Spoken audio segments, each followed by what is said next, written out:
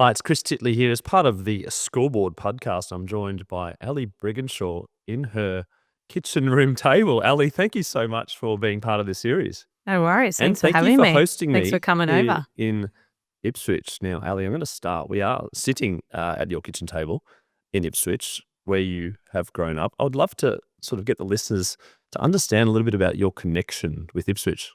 Yeah, so I just grew up here. Mum and dad and my brother and family are all here, and I just felt this really nice, homey feeling and supportive feeling through Ipswich. My dad played rugby league over at North Tigers, where Alan Langer, the Walters boys, um, they're all over there. So they all came from Ipswich. So I just really felt like rugby league home was here. And the support that I received playing rugby league, the support I still feel now, bringing my family up here, it just feels like home. And my thing to athletes is be really proud to be from Ipswich. It doesn't always have the best rap in the news or um, in the newspaper, things like that. But I just really want people to be proud of where they come from. And I'm extremely proud to come from Ipswich. Excellent. And the early days of rugby league in Ipswich, you said your dad did play, but I'm interested to know about your background and how was that the trigger for you to go, wow, this is a really interesting game? Yeah, so, grew up wanting to be like dad. My brother played, um, and the school I went to, there was a rugby league team, and I was, just really wanted to play to be like my brother and my dad. So, started playing there. We had a female coach, in Peter Curtin, who's sadly not with us anymore, but she was the coach, so I really felt like I had support there. A female coaching rugby league 20 years ago was unheard of. So, I just loved the contact of the sport. I loved hanging out with the boys. They were really supportive of me. Yeah, the competitiveness that rugby league brought. And so I played that at school, went on to play Ipswich, where we travelled to Maitland, played Met West, which was our regional team to try out for Queensland, where I was the only girl at all of those carnivals. Played against guys like Daly Cherry Evans at those carnivals. So just absolutely loved it. My mum and dad, all my family were super supportive, even though there was a lot of people saying she can't play or why would girls be playing rugby league? It was just unheard of. Go to carnivals, there's 300 boys and I'm the only girl. So that's kind of where it all started. And then when I was 12, I was told I'll never play a game of rugby league again. And yeah, just Was was that just told. due to the fact that there was no teams, no competition, anything like that? Sorry, see you later. It's just not a game for girls. Yeah, well, they just said you're maturing, you're becoming like a lady. So, they just said because of that you can't play rugby league and there's no spot for girls in the game. And then I think you played touch after that, Yep. and then rejoined league at around sort of 17 or 18. Is that right? Yeah, so touch football kind of framed my whole, I played when I was 10, played with mum and dad, brothers, cousins, aunties, uncles, played locally. Um, yeah, a couple of nights a week, just absolutely loved playing with family and learning, from the older crew about how to play sport and things like that. So when I left rugby league, I went and played for my country in touch football, under 20s. Yeah, travelled with that. And that gap between league and touch, did you give up watching league? Was league just like it's gone, it's forever gone? No, I played backyard footy with the whole neighbourhood. So they still included me. I still absolutely loved it. Played at school on the oval with all the boys, but there was just no actual competition. Yeah, it was backyard footy, front yard, everyone come over and we all get into it. So that probably kept me going in those years where I couldn't play. And then the chance to play league again, how did that come about? Yeah, so it was crazy how it all came about. It was from touch football, a guy called Tyson Brough. His dad's Rob Brough, the news reporter. He called me and just said, "Hey, my son tells me you can play rugby league, can play touch football pretty well. I reckon you could go well at rugby league." And then got the phone call, went to training a couple of days later, and yeah, that's where it all started. So without that phone call, when he first rang me, I said, "There's no women's rugby league." He said, "There is." He said, "You come to Davies Park at West End and I'll show you," and rocked up. And And there was a whole lot of people playing rugby league, a whole lot of girls playing rugby league, well, and you're at like, the time, it was like there was like 10 of us. We had to get cousins, sisters. We had to get everyone to try and join the team. So women's rugby league in 2009 was trying to get people to play, and the comps were small and no one come to watch. The jerseys, we had to borrow jerseys.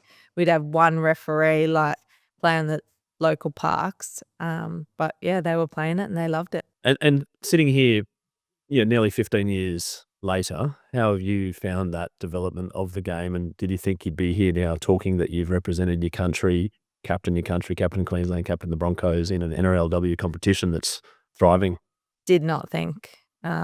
Never thought I'd pull on another rugby league jersey since I was 12. So to pull on a Broncos jersey, people say, what's the biggest moment in your career? And unless you could understand and be in my shoes, I guess, walking into the Broncos, I used to think I was Alan Langer wearing a Broncos jersey when I was a kid. So walking in there to sign your contract at the Brisbane Broncos, meeting those guys, having, the logo on your shirt, that was just like no one can ever explain what that actually feels like because, we thought we were little boys running around with these jerseys on, and now I see young girls with Brigginshaw and number 7 on their jerseys. It's, kind of like a pinch me moment of look at where we are. And the Broncos being such an iconic club in the NRL and rugby league, full stop. What's the experience like of playing for them over the last 7 years now? The club's just absolutely amazing. The support, the fans. You walk into Red Hill and there's just fans that sit there every single day, congratulate you every single day, talk about the game, talk about the game 5 years ago. They know every player, they know every score line. It's got a really big family vibe about it, and just the support that you get from the Brisbane Broncos. You walk down the street here and you see someone with a Broncos shirt, hat, shorts, socks. I just feel like it's a really big brand that people feel like they're a part of. And I always say rugby league is there for people on their worst day and there for people on their best days. It's something that brings people together, whether you play it, whether you're a supporter. Rugby league is normally a conversation where people can be themselves or talk about what they love. You'll find most people love rugby league. You mentioned that the supporters love all their stats and their data and the results, etc. How are you on that? Do you remember all your games? I am not great. Probably because I'm 35 and some of the people I'm playing with 43. are 18. We've got memories. It's just something that probably I'll go back and look at now and be like, what was that moment? What was that first NRLW try? I just did something the other day and they're like, this was it. And it just feels like that was so long ago, but really it wasn't. No, it wasn't indeed. I'm interested to know, like, as a parent with kids, that they're competitive, broadly speaking, and they win or lose a game, and they generally know where they win or lose, even if it's not scored.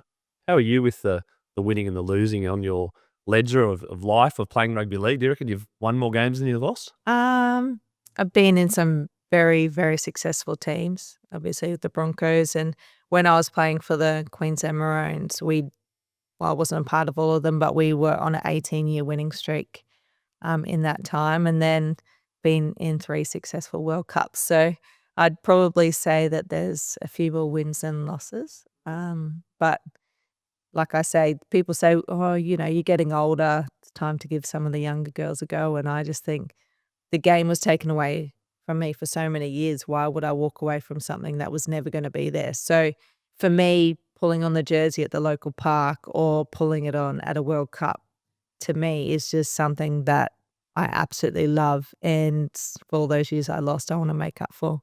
Yeah, and the interest of women's sport and NRLW, and you've got brand partnerships and sponsorships, etc. I've walked in and you decked out in all your Puma kit. Is there a sponsorship there? Yeah, so I was with Adidas when I first started, but made the crossover to Puma. My dad, I have a newspaper clipping of him signing his Puma contract many, many years ago. So I've been with Puma for quite a few years now, 5 or 6 years. So absolutely love the support. It's people like that. You used to have to get all your money together to go and buy a pair of boots, whereas the support from Puma, you can get the new boots, you can get the kit, and it's just something that helps when women's rugby league or sport isn't paying females where it should be. Though all those little brand sponsors help. Having a car sponsor, I'm with Llewellyn's in Ipswich, super, super supportive, and it just helps those athletes get ahead and be able to have certain things that help you in life, because being an athlete, you dedicate so much time to playing rugby league that there's not always that much time to go to work. Yes, yep. And the dedication, I'm interested to know, Ali Brigginshaw, like your powers and your traits that you have that other people haven't got, that you get selected for being captain, you get selected for all these teams, and you've played so well. What do you reckon your attributes are that make you such a good player? So long story, but when I first went to school, all those sorts of things, I wasn't always the best kid. So I was pretty naughty and didn't enjoy school, kind of just wanted an out, and that was with sport. So left school, and then I met a guy called Graham Murray. He's sadly not with us anymore, from the Cowboys, and he come and coached the Australian Gillaroos, which I was a part of. And I thought I played halfback or 5'8" at the time, and he goes, "Nope, you're not ready yet." When I wasn't selected in the team, I was playing centre at the time. He said, "Your time will come." He said, "But I want you to practice a couple of things." And I thought, "What do you want me to practice? Kicking, passing, I'll do anything."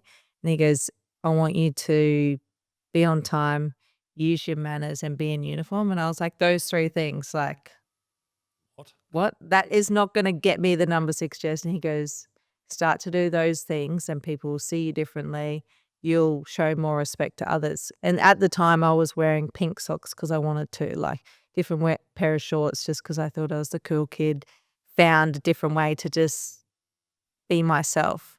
And he said, the minute you're late, the minute you're not using your manners or you're wearing the wrong uniform, you're showing disrespect. And then I started to do those things, and that's when a lot of things started to happen. Captaincies. Can you go through those 3 things again? Be on time, use your manners, and be in uniform.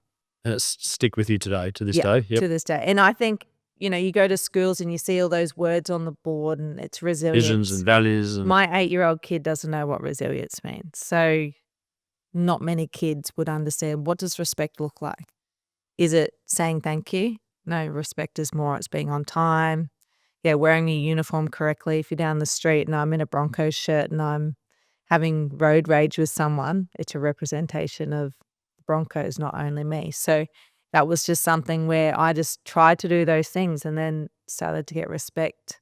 A lot of our coaches, they give up, especially in the female space, they give up a lot of time and a lot of effort to be there. And a lot of us will finish training, get in the car and drive home and not say thank you. So it was just those little things where I was like, hey, I'm starting to get the hang of this. I'm starting to do good. And that was always what I wanted at school. I wanted to do well, but I didn't know how to do that because I wasn't the best at maths or English. And I was great at HPE, but I couldn't do those other things. So when I started to show those respect things to coaches, teammates, it kind of just changed my whole aspect of life, my happiness, feeling like I was doing good, not just on the rugby league field, but off the field. And then, yeah, started to do them. And it was just like I kind of found myself and found my confidence in being a good person. And my biggest thing is you could be the best rugby league player in the world, but if you're not a good person, no one will ever remember you. We remember Cam Smith and Billy Slater because of how great people they are, not just because they could play rugby league. that's some really good advice. The punctuality thing's interesting. Were you a little bit late sometimes?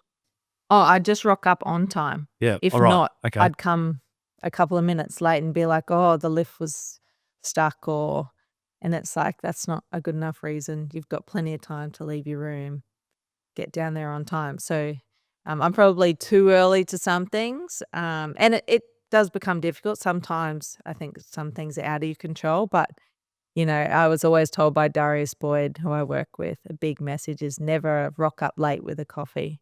Because if you had time to get a coffee, then you Yes, shouldn't be you're late. on the way. You stop off So- and take your 10 minutes to. Yep. Sometimes it can be longer than that, by the way. and In Brisbane. the traffic was really late. Well, you've got a coffee, so you obviously had time. So I just think it's something that young kids probably, especially the cool kids, probably don't look at those sorts of things. I see kids with all different socks on, all different shorts on because they're trying to fit in and trying to find themselves. But yeah, just wearing a uniform and using your manners. And you touched on being a good person and doing good. You've got a profile. You're an athlete. There's a lot of eyes on you.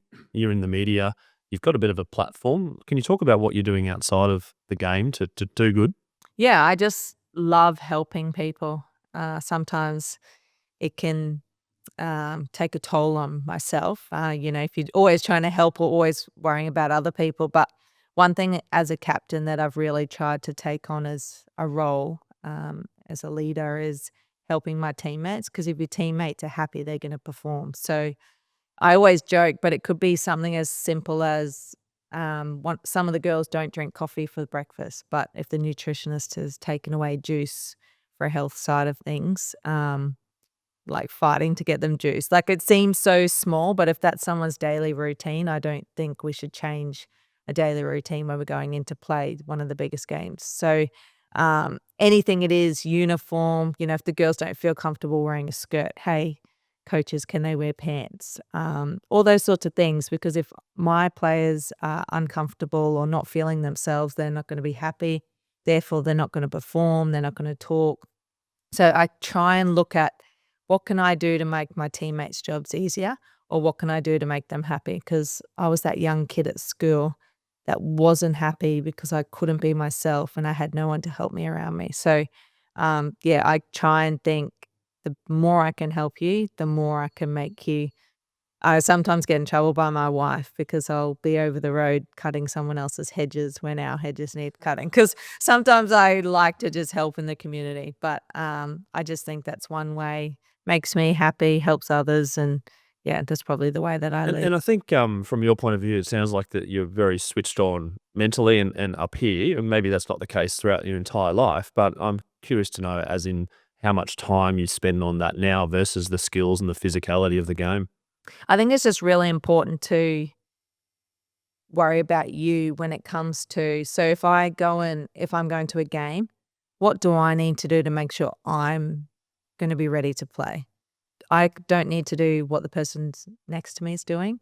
I don't need to copy what they're doing. Even they might be the best player in the game, but I don't need to do what they're doing. I need to do what I'm doing. And then if every player does that, you're better to perform. Whereas I think some people fall into the trap of, I need to do what that player's doing because they're the best in the game. It doesn't work for everyone. You got to find what makes you tick, how you can perform to be able to be the best player. It doesn't always mean, the person next to you. And that sometimes can mean sort of minuscule roles in teams as well, coming off the bench for 5 minutes, etc., and accepting that as opposed to being the star player. So I suppose as a leader now, everyone's got their different roles, but as individual players, they've got to play that particular role. How hard was that for you early on when you weren't the star? Yeah, so buying your time. Graham Murray said it really well to me. He said, you're not ready. Go and play in the centres. You have another role for you in this team right now. This player is the best number 6 that we have, and that's the best for the team. And my first reaction was to kick stones and say I'm better than her and all these other things. But once my emotions went away, it was like, okay, I'm not ready. I need to go and do this because this is what's better for the team. And I had some great role models. Karen Murphy, she was big to be like, just buy your time. You will get there. So it's really important to understand the coaches have a big role to play in making sure that they're clear on your job, but understanding what your team needs to get the best result. And, some people aren't great at it. Some people go, nah, I should be this, kick stones, and they'll miss their opportunity. In the women's game, those opportunities aren't going to come as quickly and as easy as they have, because it's going to be harder to make it. It's extremely hard for boys to make the NRL. I think 1% might make it. Whereas in the women's game, it's going to get to that. You're going to miss your opportunity if you're not willing to work hard and train hard and be a part of the team. You'll have an opportunity that'll be gone. You mentioned earlier before the podcast about training hard, and in some instances in various locations, including Ipswich, it's very hard to train with a group of people to do the things you want to do because of where you are and also the different types of, I suppose, sports that are played. Can you talk about a little bit of loneliness you mentioned early on around training? Yeah, I just think I've always been that type that, Dad always said, you don't need fancy gyms, you just need a field, or you can do push-ups, you can do things at home.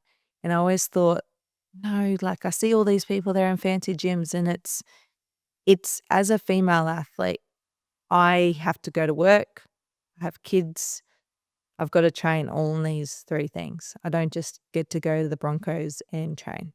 So I might have to run early in the morning. I might have to run late at night, and I might have to run close to home because I've got to get home. I've got to, prepare for the next day. So it might be going down to Limestone Park. It might be running.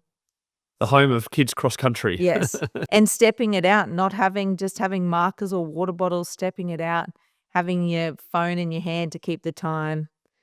That's got to get me through the session, and then constantly through the session thinking about, I'm doing this for this reason. It's not always just laid out there for you. You got to work hard, but sometimes it's on your own. And that's what I think. I've been to fields before. I was out at Stanthorpe, and there was just one girl just on the field. She had a water bottle, a couple of cones, and she was just running because you got to make do with what you got. And I think that's something that the younger generation need to understand is sometimes it's going to be really lonely. Sometimes you're going to have to push yourself, mentally become strong, not rely on others to pick you up all the time. So just that part of women's sport in working, family, some kids are still at school, trying to juggle everything. You're going to be at the local field on your own. You're going to be working extremely hard, but it's all worth it when you get there. It seems like you're an incredibly hard, determined worker off the field and on the field and balancing all these things. I'm interested to know whether you've had a goal. Has there been a big, hairy, audacious goal from a kid or now, and what's your views on goal setting? I don't probably have small goals of like winning awards, things like that, like That you can put in your medallion and hand, stuff like that. I don't really even look though at you've won it, by the way. I don't really look at life like that. I look at it as kind of, I find every little part of rugby league challenging.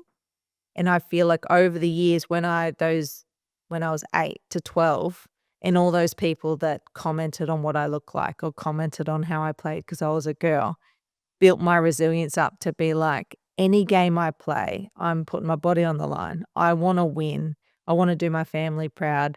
I'm just super, super competitive. So whether we're playing local touch in Ipswich, whether we're playing for the Broncos, Queensland, Australia, I just have that competitiveness to want to win because of the resilience and the mental toughness that I got from when I was younger. All those people telling me I can't. I can still remember, I won't say names, but I remember guys just saying, you will never play rugby league again. You cannot play. You are a girl. Girls do not play. It's too rough. It's too physical, all those things. So when I was 11, I made the Met West team. So when I was 12, you would think I would make it because I made it in the younger year. And I remember a guy saying, we're not going to pick you this year because you have no future in the game of rugby league. We're going to give that little boy a go. And it's people like that. All I need to do is keep telling myself that, and I'll play every single game to the best of my ability because I had one person tell me that they weren't going to pick me again. And the goal was to play professional or in a professional sense as a kid, and then to become captain. Was that a goal of yours as well? Probably not necessarily a goal, but it was something where I was like, I think I could actually do that. I started So the belief. Yeah. So after learning from Karen Murphy for so many years, she was the 7, I was the 6. I was kind of like, I want to be like her. Whatever Murph was doing, I kind of wanted to be like. She was the best in the game, still the best to ever play the game. She was a great leader, but she wasn't someone yelling at the team all the time. She was just showing the team with her actions, or being the best teammate, being the nice person off the field, caring for others. And I was like, I can do those sorts of things. And then I remember just the confidence that I was getting from doing that. And I was like, I could be a captain. You dream of being school captain, but no way I was ever going to be school captain because I was naughty and all the rest of it. But when I started to become a woman and like learn all those certain things, I was like, I can actually do that. And then, playing, like I said, I thought I was going to be a boy playing for the Broncos somehow. Playing for Queensland, Dad played for Queensland. He wore number 7. He played with Wally Lewis, those guys. So I wanted to be like him. And then playing for your country. Playing in a World Cup, winning the first ever World Cup. The 2013, was it? Yeah. Well, not the first ever World Cup. Well, the for first Australia. World Cup that Australia Yep. ever won. Yep. To see Murph hold the trophy up. Like, I was a part of so many moments that I just kind of like tick that off. I've ticked that off. I've been to World Cups. I've won Origins. I don't necessarily have things written down where I'm like, I want to achieve that. I just play every single game like it's my last. And ticking the boxes all the way through and to win a World Cup in 21 and to be captain and win Origin series and win the NRLW, etc. What's the next tick the box for you? Well, I think the mentality that I have is I'm one of the only girls that is still playing from, call it back in the day, with those older girls. 2018 was the... Is that what you're talking about? But 2009. Yes, yep. So I was given all this knowledge. I was shown all these things. I was shown how to party. I was shown how to play rugby league. I was shown success from that era. And I want to show these young girls that now. So my role and responsibility for every team that I'm in is to show them how we do it. So at the Broncos, we show them how we did in 2018. This is what we did. This is our standards we had. For Origin, I've been through many, many years. I've been through losses, wins, to show those young girls coming through, this is what Origin is. This is how you play it. This is what you do when you're in this jersey. And then for Australia, it's getting these young girls to talk about this as the top of the game, not talk about the Origin as the top of the game. It is playing for your country, being the best version of yourself in front of the rest of the world. So my goal is pass on all that knowledge to those younger girls. And that's, Murph still calls me and she's like, so proud of you just showing the girls the way and showing them how to wear that jersey, because if I'm not there doing it, who's doing it? Yeah, absolutely. And then the advocacy off the field and the interests off the field to help and to, life post footy. It's something which obviously in the peak of being an athlete, you don't want to think about, but it's going to have to be there. Have you thought about that? Yeah, I haven't fully thought about what that looks like. Right now I'm still in that bubble of I want to win a premiership for the Broncos before I leave. So whether it's radio, whether it's on TV, coaching, everyone says you're going to be a coach. Yep. Do you want to be? But I want to be a good coach. So Yep. I want to not be thrown into it because I've played many, many years of rugby league. I want to be put into a role because I'm a good coach. So whether that means starting from the bottom up, whether that means starting at 15s, under 20s, whatever that looks like before I get up to the NRLW, whether it's assistant coach up there, I want to look at, making sure that I've learnt from people before I get there. Having a coaching mentor, I just don't want to be given a role because I'm an ex-player. I want to work to get there. And being a high performance athlete with rugby league the focus and rugby league through your whole life, do you switch off? I do. So when I come home, it's all about being with family. I love being out in the yard. I love mowing. Not playing rugby league in the yard? Not playing rugby league. Oh, I get out there with my boy. He plays rugby league. But it's all just about being at home. I love being at home, cooking. I love being at your home too. I'm sitting here at the kitchen table. It's beautiful. But it's nice and peaceful. I love feeling like home. And that's why I've never left Ipswich. I love family. Bring my kids up in Ipswich. If I'm not playing rugby league, I'm at their sport or I'm working. Trying to. And what's the downtime activity? So mowing the lawn's a bit cathartic. What other things provide you a little bit of catharticism? Well, I mow the lawn a lot, so that would happen more than once a week. Headphones on or not? No headphones. Just absolutely love being outside. I love looking around. I know that sounds, watching the birds, things like that. I love just being out in nature. Go for walks, love historical houses. So look at all the Queenslanders around here, talking to neighbours. Kind of being out, just being everything but rugby league.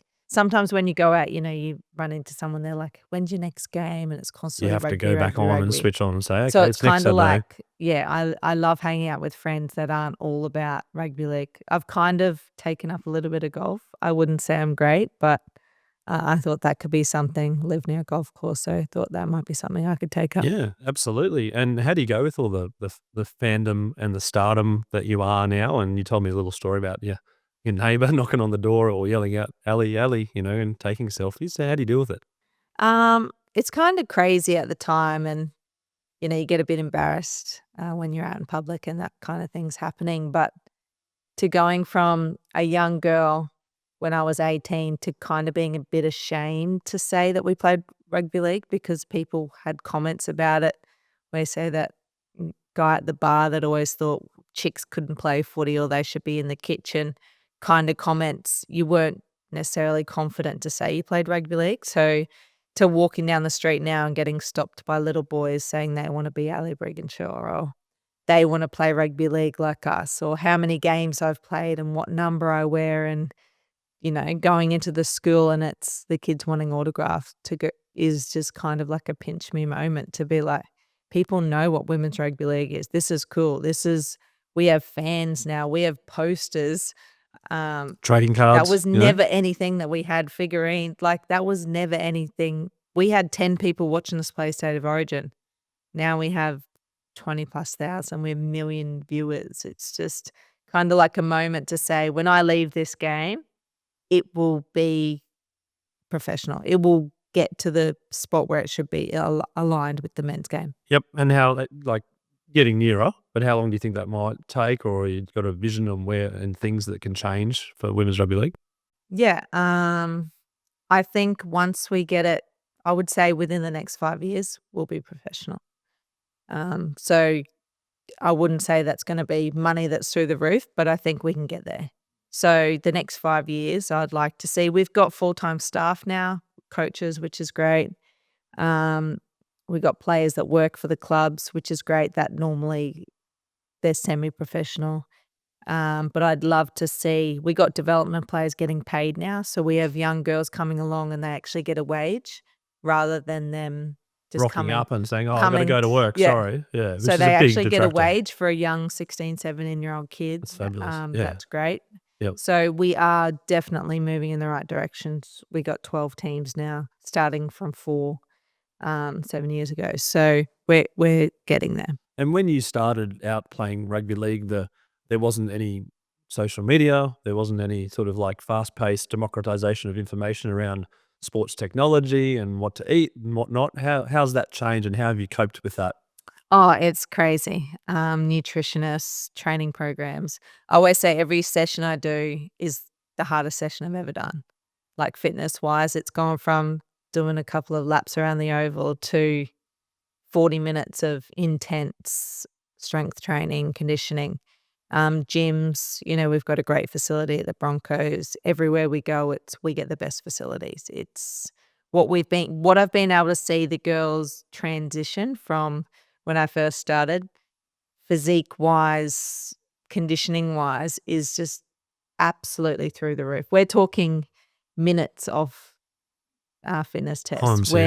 Like, the game's faster. The girls are, if girls aren't lifting 100 kilos every time you go into the gym, then chin up. Like, it's just, some of the girls have just gone absolutely through the roof.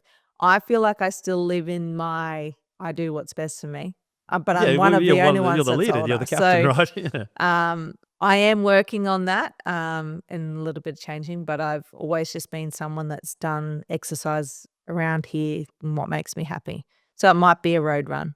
It might be kicking the footy down the oval with the kids. Boxing. It's just kind of what I find makes me happy and makes me have a bit of fun. What about the mindfulness stuff? Do you get into doing some yoga or Pilates or some slow stuff to kind of calm yourself down? I kind of just do my mowing. Yep. That's kind of my That's your escape. happy spot. Yeah. Yep. Going outside, I just be in nature. I just absolutely love anything. Sometimes I'll just sit out there, go for a swim, just hang out, just anything away from screens, TVs, things like that. So it's a big thing for kids as well now to get them out. Yeah. So I take the kids out there, but got into a bit of breathing, just trying to work on what makes me happy. Do you get nervous? Before games? Yeah. Absolutely. I get nervous going to training. So I'm nervous today, got training tonight. It's just, I care about how I train. I would never show up to training and not be ready or not put in 100%. So I get nervous about making sure that I'm always performing. And what do you do to alleviate the nervousness? Well, normally in a game, it'll be my first tackle or my first pass. Just to get something off. Get something. Normally it's my first tackle. Face just make the first sure. ball of a test match. Just like, right, I'll face the first one, right? You're okay, yeah? So get into that. I'm pretty strict on doing the same thing. Always get strapped really early so then I'm ready. Superstitious? Yeah. I'll normally say to the physio, you make sure you come strap me first before, because I just have this fear of being late. Which is one of the 3 that you talked about. Yep, just constantly think if I'm late to a game or so make sure I do that. So that kind of, I guess, deals with it. What about sleep? You a good sleeper? Great sleeper. Can sleep anywhere. It's a bit of a joke, but yeah, very, very good sleeper. Always just think if I got an hour here or there, I'll get some rest because I'm going to use it in a training session, use that energy And up. how do you go with the different timings of the games in terms of preparation with sleep the night before if you're playing an afternoon game versus an evening? Have you got your routines down pat or is it a bit variable? We pretty much get told like a set routine on when to sleep, when to eat based on what time the game is. So Origins, the game's 7:50, which is extremely late for a women's game because some days we play at 11 a.m. So normally our nutritionist will give us a set time of when we should eat, how big the meal should be. Like it's pretty much laid out for you. Yeah, right. And do you have a preferred time slot of playing? Afternoons, Sunday afternoons. Sunday afternoons. Yeah. At Suncorp. Yeah. The best. What about, I was just going to say, do you listen to podcasts? You read books? I'm into, through the Broncos, we do a bit of the resilience project. So I'm into all that kind of stuff, the GEM, gratitude, empathy, mindfulness. We deliver that to schools, primary school kids. So pretty passionate about trying to change the mental health side of things from a young age. You mentioned the resilience and kids. It's hard to sort of get through, even though some of them probably seeing resilience without knowing that they're getting resilience per se. Are we trying to change that? How do you change that? Or do you just sort of let it go a little bit in terms of when they start understanding the word? I think it's trying to explain to them when they've been able to overcome something. So it might be something extremely small, like getting over an issue with a kid at school, like a disagreement. That's showing resilience to be the bigger person, to be able to overcome that challenge, or looking at being grateful for what they have. You don't need 50 friends. You can just have 2 friends that are there for you. And seeing your kids have that care for others, I think that's also another thing. So just kind of making them aware of things they're doing, because kids just are in pilot mode. They kind of just go with the flow, but showing them when they're showing empathy to others, when they're showing mindfulness. If I tell the kids to go outside and just play together, that's being out in nature, and being grateful for what you have, not always wanting stuff off the shelves. Because I think we always say to our kids, the kids always ask for stuff when you go to Coles and things like that. But it's like, go in your room and find your favorite toy, or Be bored. look for what you have. Yeah. Get that brain thinking. Yeah. So it's kind of just making them aware of things, because I think we just tell them they should be resilient, but they don't actually know what that looks like. I'm interested also about your support network along the way through, you being a professional athlete focused on rugby league and getting to the top of the game, top of the world. The people that have back to you from the day dot, and how you've gone around sacrifices. Some people call it investment, some people call it different domains and whatever it might be. But how have you gone with all that? Yeah, my wife Kate, and the kids are always at every single game that I've ever played, and I think Kate's always really supportive in knowing that I'm going to miss certain things, making those sacrifices. Some days I'll leave the house at 6 a.m, if not earlier, and the kids wouldn't see me till 6 p.m. or 8 p.m. the next day. So knowing that I've had to go to work, then to go to training, I get home at 10 o'clock at night and they're already asleep, and then I wake up the next day and they're at school because I've had to go to work again. So just having that partner that's super supportive of, hey, it's going to be extremely tough now, but in the future, like you're doing this for us. And it's really important, because if you're happy off the field, then you're going to perform on the field. So just having that partner that understands what rugby league looks like. You have to remember it's gone from just being the local couple of night trainings to 4 or 5 hour trainings 4 nights a week, playing on the weekends, playing in Sydney, Melbourne, playing everywhere. So you've gone from being home to now having to work full time and technically play semi-professional / full time. You have very limited hours of being home. Then you've got brands, things like that where you're at. And then mum, dad have always taken me to absolutely every sporting competition ever from the age of 8. And then whenever I play, it's aunties, uncles, cousins, grandparents, like everyone was there. Every time I played, most of the time, there'll be a Brigginshaw or a family member in the crowd. And you get some texts and things like that after the game and whatnot, and some support from people that say, obviously, if you have a good win, you get lots, and maybe if you don't win, you don't get as many. I've got a very supportive old coaches, like I said, cousins, always getting text messages, always full of support.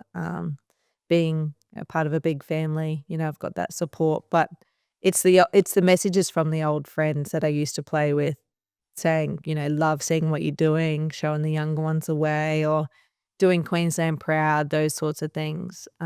Where it's not just about you, it's about the legacy that you're bringing to the game. Yeah, and that's what I always say when I run out onto the field. I feel like I've got all the old players on my back, and I'm going out there to do it for them, because it's not about me. It's about making sure their legacy lives on. When we win, it's singing that song like they're in the dressing room. It's after the game, I get text messages from them thanking them for paving the way to getting us to where we are. Because if they didn't sell the meat trays and if they didn't fight to play on local fields, I wouldn't be running out on Suncorp now. And I think some people, that younger generation, they haven't necessarily heard those stories or haven't necessarily had to do it because they've played since they were 6 and they've never had to leave the game. In a pathway system which exists now, right? They're getting Queensland jerseys from 15. Yeah, and you wouldn't. They're playing for their country 18. There's a schoolgirls under 18 team that goes to Fiji. Yeah, we were told when we were 12 we'll never play a game of rugby league. So I think telling those stories, making the young girls understand that, hey, it's been bloody tough to get to where you are now. Enjoy it, live it. You're going to be professional, but just understand that day where you might not want to go to training, or that day that you think rugby league's too hard, think about what it was like back in the day.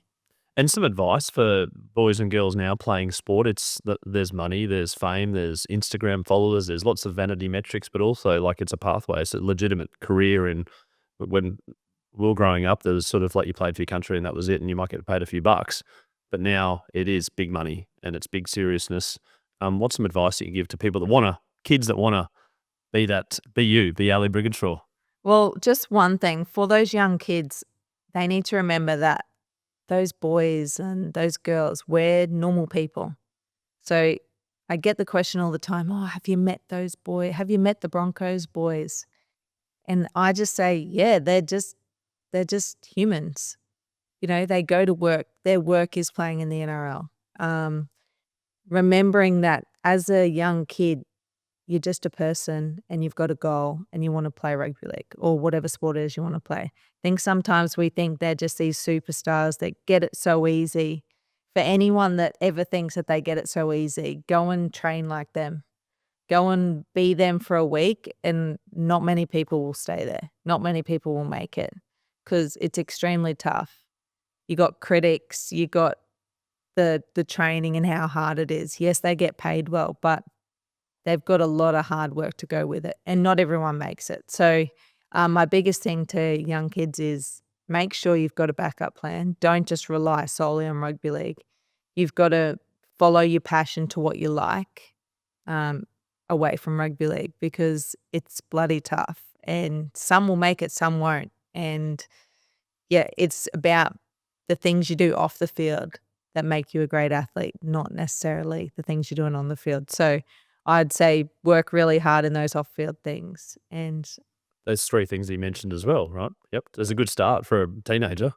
And you can do that when you're 10. In sport, you can do that at work, you can do that in just general life.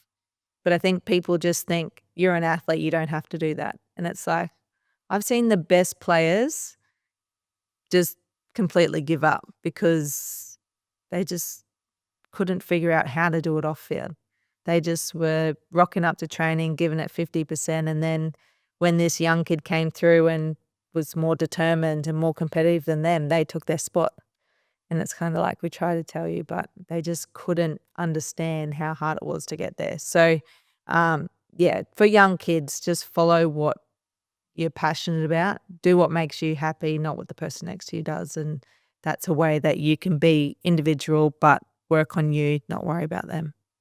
One last thing I'm going to do off the cuff here is going to be called the scoreboard moment. What moment in your life are you most proud of?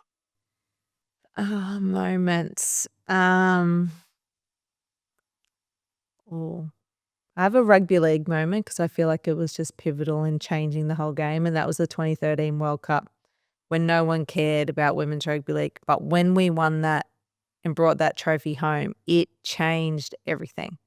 It changed the way we were treated, the jerseys we wore, the places we stayed, the people that watched the game. We started to get televised, all from going to England and winning a World Cup. And a lot of those girls retired there. So to be able to send them out on their way after winning that World Cup and knowing when we flew back to Australia, rugby league for women was going to change. I just feel like no one can go back to that moment. No one can change it. It happened. I was a part of it. And now we get to see the success of where the women's rugby league has gone today. So that's the rugby league moment. That's Any the other rugby life league moment? The life moment would be being able to buy a house, having a family, having a wife, people that are proud of me. I always said I'd love to buy a house. And I was like, I'm never going to be able to do it. At the time I was career driving and I was just like, that's a lot of money to buy a house. How could I ever do it? And then, started to save, met Kate, and we just did it. And then the proudest thing that I'll ever have is having a home with a wife and kids that we can bring up and come home and have a safe space and just be really proud that I've worked extremely hard to be able to have a beautiful home. Ali Brigginshaw, thank you so much for being on the Scoreboard podcast today and doing it here in your house that you talk so fondly of. And it's a beautiful house sitting here in the kitchen table. Congratulations on your achievements through your rugby league career and also off the field, and looking forward to catching up and following your progress in 2025. No worries. Thanks for coming into my home.